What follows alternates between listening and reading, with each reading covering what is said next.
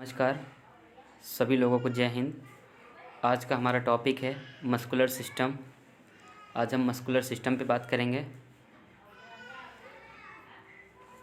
देखिए, TGT, PGT, DSSB, KVS, NVS exam से related जो भी लोग तैयारी कर रहे हैं वो हमारी वीडियो यूट्यूब के ऊपर फ्री में देख सकते हैं। हमारा फ्री चैनल है, कोई भी पेड चैनल हमारा नहीं है।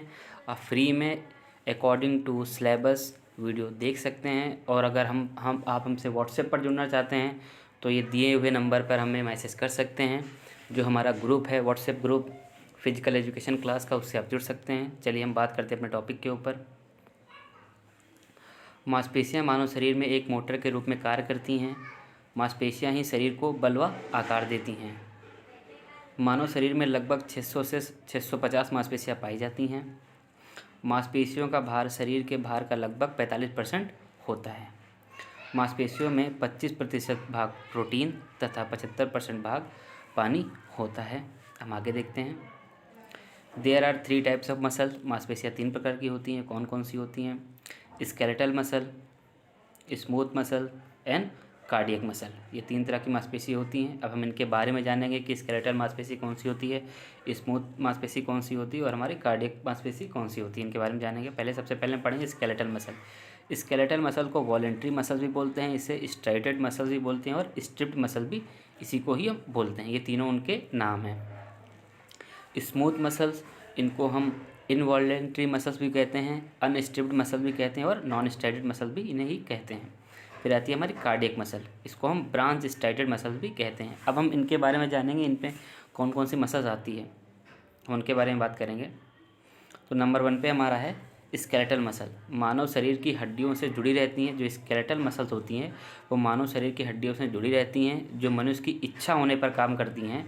इन मांसपेशियों की संरचना धारीदार होती है, मतलब जिनकी बनावट होती है वो धारीदार होती है। एग्जाम्पल हम देखते हैं स्केलेटल मसल्स के, जिसमें बाइसेप्स मसल्स आती है, ट्राइसेप्स मसल्स आती है, डेल्टॉइड मसल्स आती है, क्वाड्रिसेप्स मसल्स आती है और पेक्टोरलिस मेजर मसल्स आती हैं। ठीक है। फिर हम बात करते हैं अपनी सेकंड मसल, स्मूथ मसल पे। ये वे मांसपेशियाँ होती हैं जिन पर मनुष्य की इच्छा का कोई प्रभाव नहीं पड़ता, मतलब हमारी इच्छा का इन पे कोई प्रभाव नहीं पड़ता है।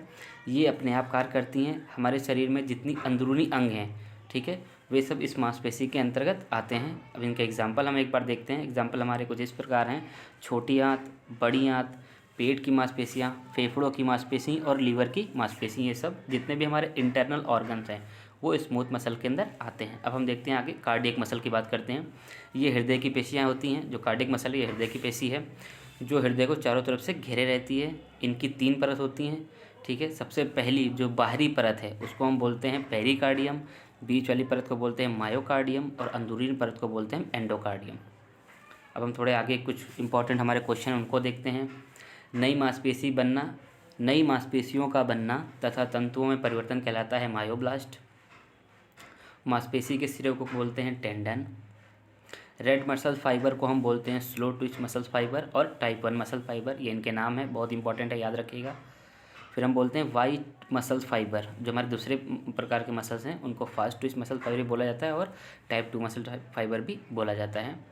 अब हम आगे बात करते हैं इसी में। फाइबर को माइक्रोस्कोप से देखने पर, फाइबर को माइक्रोस्कोप से देखने को कहते हैं मायोफाइब्रिल कहते हैं। और मायोफाइब्रिल का वैज्ञानिक नाम क्या है? इंडोमाइसिन है। फाइबर के अंदर जो तरल पदार्थ भरा होता है उसको हम सार्कोप्लाज्म कहते हैं। फाइबर जिस परत से चारों तरफ घिरा रहता है उसे हम सार्कोलीमा कहते हैं। ये बहुत ही इंपॉर्टेंट क्वेश्चन थे। वीडियो अच्छी लगी तो वीडियो को लाइक करें और चैनल को सब्सक्राइब ज़रूर करें, क्योंकि हमारी जो क्लास चल रही है वो अकॉर्डिंग टू सिलेबस चल रही है। आपको ऐसे ही अच्छी अच्छी नई नई वीडियो मिलती रहेंगी। जय हिंद, जय भारत।